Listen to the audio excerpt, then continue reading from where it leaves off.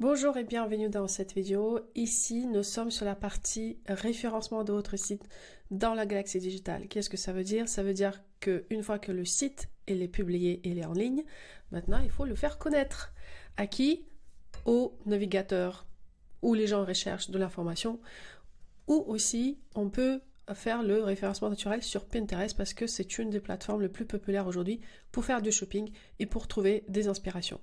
Alors pour la première partie de la vidéo, je vais me concentrer surtout sur la première partie de ce document où je vais vous expliquer les grands principes du référencement naturel de votre site sur internet. Puis deuxième vidéo, il va être consacré à la partie recherche, comment entamer cette phase de recherche pour trouver les mots-clés sur lesquels vous voulez vous positionner. Et troisième partie de cette thématique va être développée dans une vidéo numéro 3 où vous allez surtout regarder comment travailler sur le référencement naturel dans Pinterest. Alors c'est parti pour la première partie de la vidéo qui est le SEO sur Google. Alors pourquoi Google? Très bonne question. C'est vrai que le Google aujourd'hui, ça est devenu un peu le navigateur de base pour le monde entier. Aujourd'hui, si vous regardez dans les statistiques, en France, par exemple, Google, ça prend 91% de part de marché par rapport au Bing, Yahoo et d'autres types de navigateurs. Si vous voulez regarder un petit peu ce que ça donne dans le monde, je pense que vous allez retrouver un petit peu les mêmes principes. Par exemple, Google aux États-Unis, c'est 62% versus 12% pour Bing et 19% pour Yahoo. Ou par exemple, si vous regardez en Allemagne, qui est un autre pays important en Europe, on est à 91% de recherche sur Google. Donc comme vous avez pu constater, c'est quand même essentiel aujourd'hui d'être bien référencé sur Google et c'est là-dessus qu'on va concentrer notre effort. Comment je vous recommande de travailler? D'abord, vous allez créer ce que j'appelle le sitemap. Ça, c'est essentiel pour bien dire à Google, voilà la structure de mon site. Donc, il y a deux méthodes qu'on va appliquer pour faire ça. Pour ça, vous allez dans ce document qui est attaché ici et vous allez suivre les instructions. Première chose à faire, c'est aller sur votre site sur Shopify et ajouter cette partie qui s'appelle sitemap.xml après le slash. Par exemple, je vais ici dans ma boutique. Par exemple, ceux qui n'aiment ça, j'ajoute cette partie de sitemap avec un seul slash et je fais go. D'accord? Donc ça c'est quelque chose qui est créé par défaut par Shopify pour vous aider sur la partie référencement. Donc ce qu'il faudra faire, vous voyez toute la structure du site, elle est renseignée ici et ça c'est automatique. Ce qu'il faudra faire, c'est donner cette structure à Google Console. C'est là où ça se passe la partie ranking de votre site. Donc vous allez juste copier ce site-là et vous allez cliquer sur la partie Google Console. Donc vous allez vous retrouver dans quelque chose qui ressemble à ça. Ici, faites attention que le compte que vous utilisez soit le bon. Donc par exemple, si ça n'existait pas, le compte Google Console, il faudra le créer avec votre mail Gmail. Ce que je vous conseille, c'est quand même utiliser le mail que vous utilisez dans Google Analytics, dans Google Business. Comme ça, tout est au même endroit. Ici, vous allez voir qu'il faudra donner le domaine pour continuer.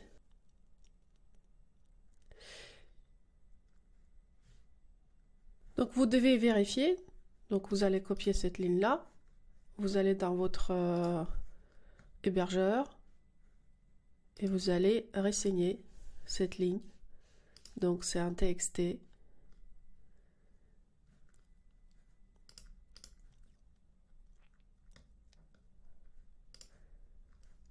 Et ça sera dans le routeur, dans le route, comme ça.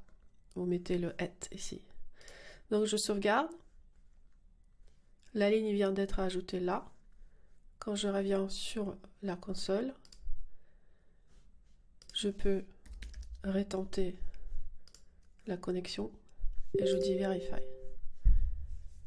Donc pour moi, il me dit non parce que ça ne m'appartient pas cette marque à mon DNS à moi. Donc je voulais juste vous montrer un exercice, mais vous allez avoir quelque chose comme ça qui rassemble à... Ça, je vous donne un exemple avec mon site qui est déjà renseigné ici, qui va rassembler à ça. Donc la propriété, elle était vérifiée, d'accord? Une fois qu'elle était vérifiée, vous pouvez aller dans Go Property, et c'est là où vous allez dans la partie sitemap ajouter votre site. Donc il suffit de, comme je vous ai montré tout à l'heure, prendre ce lien là, ici, là-haut, le copier et dans votre espace sitemap, vous l'ajoutez ici et vous validez. Donc pour moi c'était déjà ajouté, il est là. Ça c'est pour aider à Google de bien structurer votre site lors des recherches. Ça c'est la première partie. Et la deuxième partie, ça sera créer aussi un fichier HTML avec la structure du site sur votre Shopify que vous pouvez mettre dans le menu footer. Dans ce cas-là, vous allez aller dans votre site Shopify. Vous allez rentrer dans la boutique en ligne et vous allez dans les 3 points ici et vous allez cliquer sur modifier le code. Ici, il faudra créer un nouveau modèle. Donc, vous ajoutez un nouveau modèle qui va s'appeler sitemap. Donc, il suffit de sélectionner ici page. Et là, donner le nom de fichier, ça sera sitemap. D'accord? Et vous le mettez comme un liquide. C'est un terme liquide. Et ça sera sitemap. Comme ceci. OK? Donc, une fois que vous le créez, vous allez là, dans les templates, et vous allez les trouver ici. Donc, par exemple, si je fais CTRL F, je fais sitemap, je le vois là. Donc, c'est une page sitemap liquide. Ici, ça sera vide, il n'aura pas de code. Il faudra juste aller dans mon fichier ici. Donc, copier ce code ici. Voilà. CTRL C. Et je répare sur mon site. Et je l'ajoute ici, en mettant ici le curseur. Et je fais CTRL V, d'accord? Et puis j'enregistre. Donc ça, c'est pour créer la page spécifique avec la structure du site. Une fois que vous faites ça, vous revenez dans votre boutique en ligne, vous allez dans les pages, vous allez créer une page, ajouter une page qui va s'appeler sitemap, d'accord? Et vous la sauvegardez. Moi, je l'ai déjà, c'est pour ça que je ne l'ai pas fait. Sitemap, elle est là. Et ici, une fois que la page est créée, je veux juste ici, dans le modèle, associer le modèle sitemap. D'accord? Quand j'ai fini de faire ça, il faudra juste aller dans la partie navigation, dans le footer, dans le menu du bas, et vous ajoutez ici le menu sitemap. Donc, à quoi ça ressemble? Vous cliquez ajouter un élément de menu, et ça va ressembler à ça. Donc, sitemap, et le lien, c'est la page sitemap, il faudra la trouver ici. D'accord? Une fois que vous le faites, vous le sauvegardez, vous enregistrez le menu, et c'est fait. Quand vous allez sur votre site principal, comme ceci, vous allez voir tout en bas du footer, ici, le sitemap. Elle est juste là, là. D'accord? Ça va être une page spécifique pour aider à Google de bien référencer le site et bien référencer la structure du site. Donc ces deux parties de création de la structure du site et la communiquer à Google, on l'a couvert. Maintenant, je vais vous expliquer un petit peu comment travailler les mots stratégiques, les mots-clés. Donc moi, ce que je vous recommande, c'est de travailler sur les 3 thèmes principaux qui tournent autour de votre marque et vous cherchez jusqu'à 50 mots par thème. Dans ce cas-là, par exemple, vous allez dans votre Drive, vous allez créer un nouveau fichier.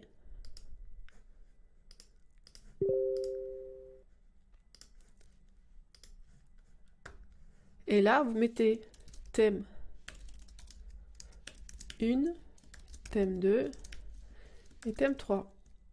Comme ça, vous pouvez chercher les mots-clés par grand thème, plus il faudra les structures de collection. Donc, il faudra les mots-clés autour des des pièces de vos collections, par exemple des jupes, des pantalons.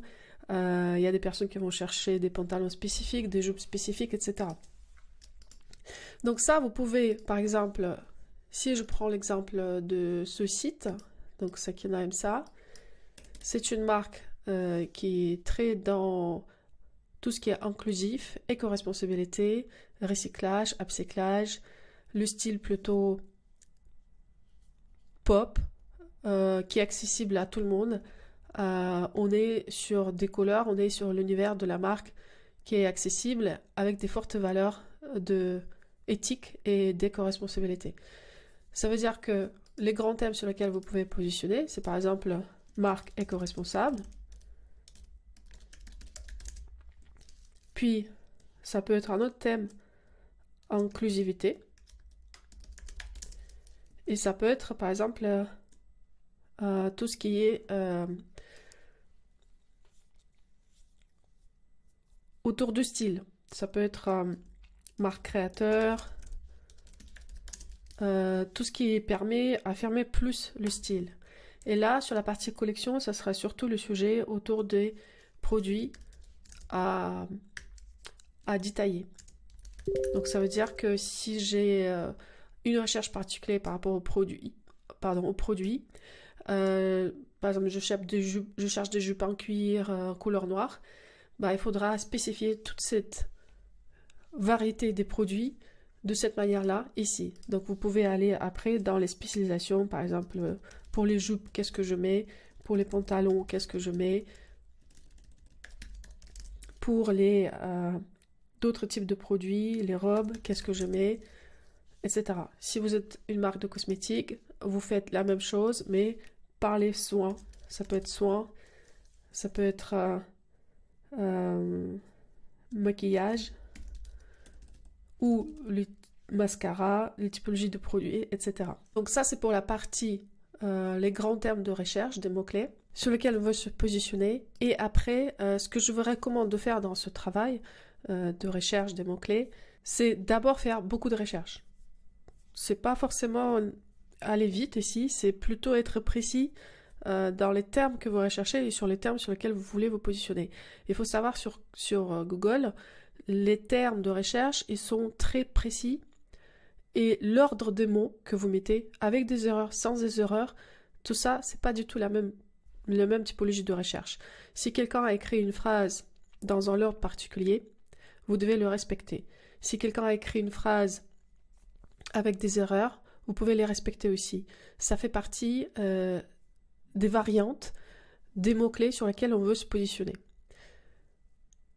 Donc moi, je vous propose de faire cet exercice avec votre client en tête. Vous devez comprendre que votre client, il a des certaines typologies des mots qu'il utilise, certaines habitudes dans ses recherches, et vous devez surtout mettre dans sa tête et se dire, ok, si moi demain je suis mon client, comment je peux me positionner sur les mots-clés qu'il va taper sur Internet.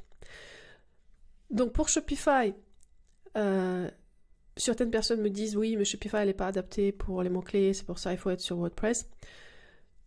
On ne recherche pas ici de créer des blogs ou quelque chose très très orienté SEO, d'accord? Nous, ce qu'on va faire, c'est un exercice de base nécessaire pour avoir ces briques de recherche pour vous aider à être bien référencé sur Internet. On ne cherche pas à avoir la stratégie 100% SEO dans laquelle il faudra faire beaucoup de blogs, beaucoup de backlinks, beaucoup de référencement dans d'autres sites. C'est pas ça ce qu'on recherche. Ce qu'on recherche, c'est une bonne base, bien installée, des bons mots-clés, très corrects, très relevant par rapport à notre client idéal, et que la marque se positionne bien et commence à apparaître dans les recherches. C'est pour ça qu'à un moment donné, il faudra switcher sur les long tail, les mots long tail. En fait, c'est des phrases que quelqu'un qui cherche, qui a un besoin, va renseigner sur Internet. Donc, le plus vous êtes précise en termes de phrases, le mieux vous allez être référencé sur les produits niches, sur les produits que vos clients qui peuvent chercher, et vous allez très très rapidement être sur la première page de référencement, de recherche. Si en revanche vous essayez d'être très vague, par exemple je veux me positionner sur le mot pantalon, ça va être compliqué. pantalon femme, ça va être compliqué. Si vous mettez pantalon noir, carotte, en cuir, avec une ceinture, ça va être beaucoup plus facile. Donc c'est comme ça qu'il faut réfléchir quand il s'agit de positionnement sur le long terme. Maintenant, Shopify comme plateforme de référencement de votre site sur Internet est suffisante parce que tout ce qu'on va faire, le travail qu'on va effectuer, il ne va pas être gigantesque en termes de mots-clés. Nous, on va aller surtout faire quelques briques de base. Par exemple, la première chose que vous devez faire, allez dans votre boutique en ligne, allez dans les préférences, renseignez ici votre marque. Donc ça, c'est un exemple, par exemple, d'une marque existante.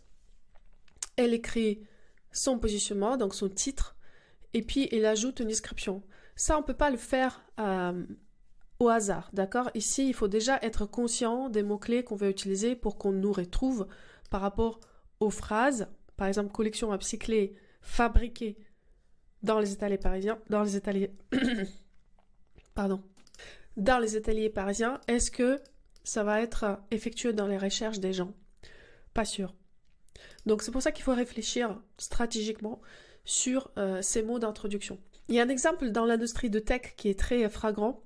Par exemple, quand une marque qui veut s'installer sur le marché qui est déjà bien pris par son concurrent et qu'elle veut se positionner dans le mode de recherche naturel, il va utiliser le mot de concurrent dans la description ou le titre pour attirer l'attention et pour expliquer pourquoi ils sont meilleurs. Donc par exemple, si demain vous tapez ici le mot-clé tech, par exemple Hotjar, donc là on a le site Hotjar qui est payé, ah non, c'est payant. Et puis en revanche, tout juste après, il y a une autre annonce qui est payant où Mouseflow, qui est son concurrent, il va dire The jar and hot animal.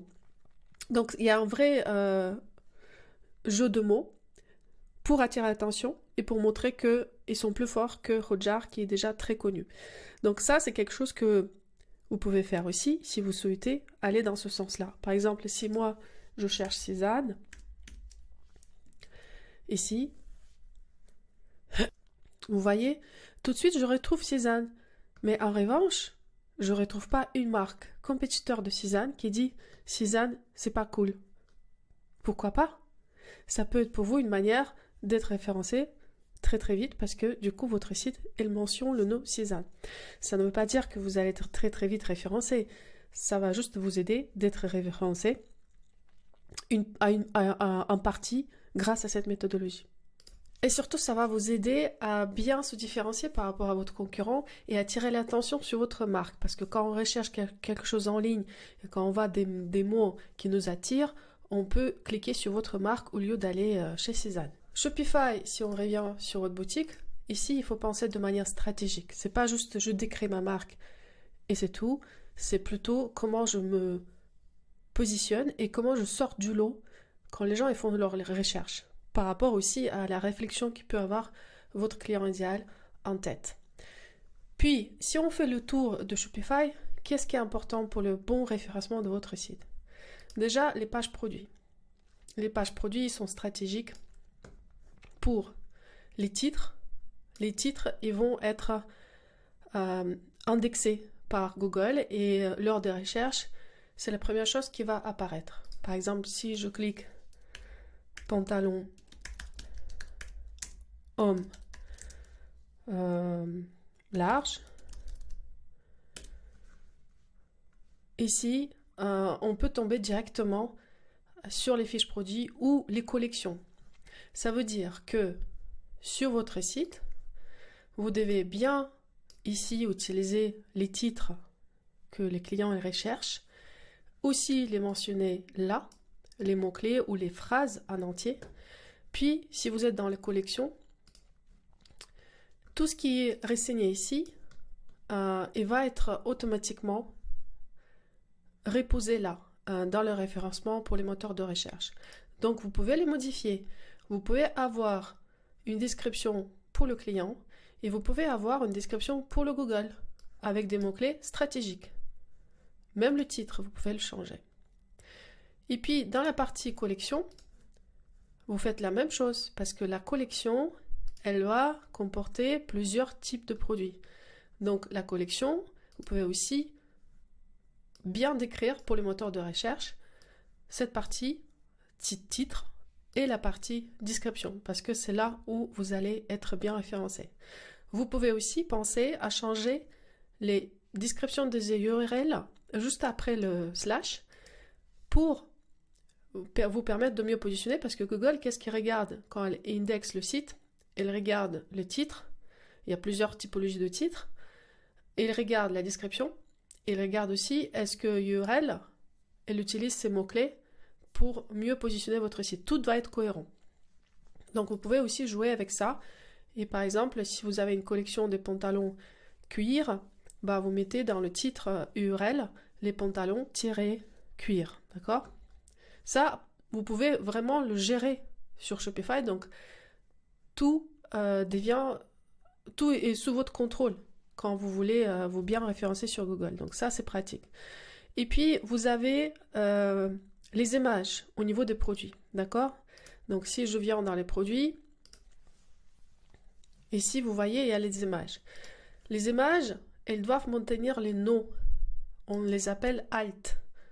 C'est comme ça que Google peut les trouver et puis montrer ici dans la partie images.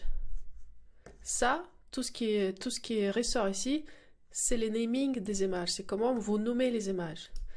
Donc, vous pouvez le changer un par un, mais sinon, moi, ce que je recommande, c'est plutôt avoir une application que vous pouvez installer là. Et vous pouvez la ajouter sur votre site et vous pouvez optimiser la taille des images, qui est important pour le bon référencement. Ça augmente la vitesse de votre site. Si la taille des images trop lourdes, votre site va être trop lourd et ça va retomber votre ranking au niveau de référencement. Donc c'est important d'avoir la taille des images plutôt ajustée pour le web. Donc on n'est pas sur PNG, on est plutôt sur JPEG. Et surtout, le alt, donc le nom de la page, le nom de l'image, vous pouvez aussi le gérer à travers l'application qui va les prendre en groupe et il va les détailler. Elle va changer tous les mots automatiquement. Donc ça, c'est pratique parce qu'avec cette application, vous pouvez faire jusqu'à 50 images par mois. Et dans ce cas-là, ça va être dans les applications. Si vous l'installez, il va être là. Une application pour le SEO. Donc elle s'appelle Tiny IMG. Et ici, qu'est-ce qui vous intéresse? C'est surtout optimisation au niveau des images, d'accord? Donc c'est celle-là. Et améliorer la qualité des images avec le texte alt. Donc ça, vous cliquez commencer maintenant. Et il va vous proposer de mettre par batch optimisation de texte sur vos images. D'accord? Donc moi, j'ai utilisé déjà le crédit, c'est pour ça il faut que je paye. Mais sinon, vos premières 50 images vont être gratuites. Donc là, par exemple, dans améliorer la vitesse du site, improve speed, ici, il vous donne les statistiques, d'accord? Les réductions des images, ce qu'on a économisé, le nombre total des images qu'il a fait, qu'il a traité, et ce qu'il reste à traiter. Parce que là, c'est un forfait gratuit, donc il va le traiter au fur et à mesure par mois, 50 images maximum. Donc ça va être plutôt dans la partie réduction de la taille de la page en optimisant les images, d'accord? Et ça, c'est important, la vitesse du site. Et sinon, vous allez aussi pouvoir améliorer votre SEO avec le alt text sur vos images. Donc, il y a quelque chose qui est proposé automatiquement au niveau de wording, ça sera le nom de votre marque, puis le titre du produit. C'est très facile, c'est pour ça le titre, il faut bien réfléchir. Donc ça ressemble à ça, ça sera product name and shop name. Soit vous voulez modifier, vous pouvez mettre, donc là product name ça sera donc ce que vous mettez dans le titre de produit, shop name ça sera votre marque. Vous pouvez changer si vous le souhaitez, il y a d'autres options qui sont proposées. Donc ça c'est pour la partie image. Donc on a vu pour les pages produits comment optimiser, on a vu les noms des images. On a vu qu'il faut aussi intervenir parfois au niveau de URL et vous pouvez changer ce qui vient après le slash pour améliorer le référencement, pour avoir le bon wording. Puis on a aussi tout ce qui est la description au niveau de la description de la marque ou le blog. Ça, pareil, ça va contribuer à votre référencement naturel. Donc là, on est plutôt sur la partie boutique en ligne, dans les pages. Toutes les pages de storytelling que vous allez créer autour de la marque, elles doivent contenir les mots-clés. C'est très important, donc c'est pour ça que je vous ai invité à faire la recherche d'abord et puis bien revoir le wording de votre site avec les bons mots-clés sur lesquels vous voulez vous positionner. Et puis vous avez aussi les articles de blog. Encore une fois, c'est pas obligatoire à être très bien présente dans la partie blog. Vous pouvez mettre quelques articles essentiels qui vont bien driver le trafic par rapport aux mots-clés sur lesquels vous voulez vous positionner, mais vous n'êtes pas obligé d'avoir une stratégie SEO très poussée en termes de blogging. C'est quelque chose qui était beaucoup utilisé avant par les marques et aujourd'hui c'est utilisé beaucoup dans l'industrie tech. C'est comme ça que pas mal des articles que vous recherchez et retrouvez sur internet pour vous aider à répondre à certaines questions permettent aussi de découvrir les sociétés derrière qui font ces articles pour vous aider pour une raison simple, parce que ça leur permet de se positionner comme les experts. C'est moins évident aujourd'hui dans la mode parce qu'on est quand même sur les recherches très particulières, très précises en termes de produits. Donc si vous mettez les mots-clés déjà dans les fiches produits, ça va vous aider pas mal à être bien référencé. Et puis il y a une notion de ce qu'on appelle les backlinks. Donc ça, vous avez dans la partie analyse des données. Vous pouvez voir d'où vient le trafic, d'où les gens ils viennent chez vous, d'accord? Donc ça, c'est quelque chose que vous pouvez aussi utiliser. À nouveau, c'est pas quelque chose qu'on va utiliser de manière très poussée, comme font la plupart des gens qui font le SEO de leur métier. Si c'est votre métier, vous pouvez passer vos journées à chercher des sites partenaires sur lesquels votre site va être référencé. Si ce n'est pas le cas, je vous conseille juste, si demain vous obtenez quelques articles sur les sites qui ont une bonne réputation par rapport au ranking, par exemple vous avez un article sur Vogue, Elle, Les Échos, n'importe quoi, mais un bon journal qui est bien connu, ça va vous aider à remonter dans le ranking, oui, parce que du coup, votre marque se trouve sur un site qui a beaucoup de poids pour Google. Ce sont des sources d'informations essentielles pour les recherches. Google regarde aussi la notoriété du site sur lequel vous êtes positionné, parce que si vous mettez votre site un petit peu partout, ça va moins compter que par rapport si votre site se trouve sur une très bonne vitrine, comme par exemple Vogue, pour parler de vous. Ça pèse plus que toutes sortes de petits sites, de petits blogs. Donc ça, c'est important à comprendre. Et bien évidemment, c'est pas le focus de notre programme, parce que nous, on veut juste déjà que notre site soit bien référencé en termes de mots-clés. Il a bien le sitemap référencé sur Google Console. Et puis, jamais si vous obtenez des articles sur les sites avec un bon ranking, ça c'est bien pour vous. Il faut juste le savoir. Et puis, vous devez aussi éviter les liens brisés. Ça veut dire que si demain, quelqu'un recherche votre site et il tombe sur une page 404, comme ici par exemple, je cherche quelque chose, je tombe sur ça. Ça veut dire que ici, il y a un lien cassé. Ça ne fonctionne plus. Surtout, c'est très marqué lors de migration. Si vous n'avez pas utilisé une application de réécriture des URL lors de migration de manière automatique, vous allez avoir plein de liens cassés et ça, Google n'aime pas trop. Donc ça, il faut vraiment corriger et rectifier.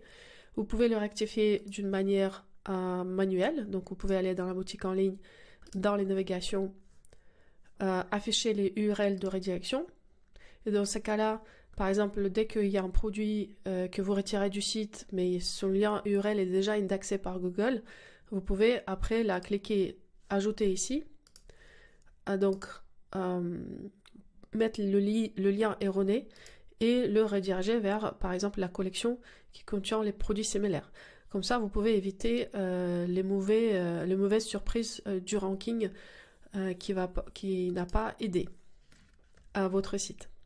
Donc, si votre site contient beaucoup d'erreurs et que vous ne pouvez pas le modifier manuellement, Vous pouvez toujours utiliser cette application Tiny Image. Et dans ce cas-là, quand vous êtes dans votre dashboard, vous pouvez aller sur la Stop Broken Links ici. Et là, ça va vous demander de mettre à jour votre forfait. Et ça sera à partir de 10 € par mois.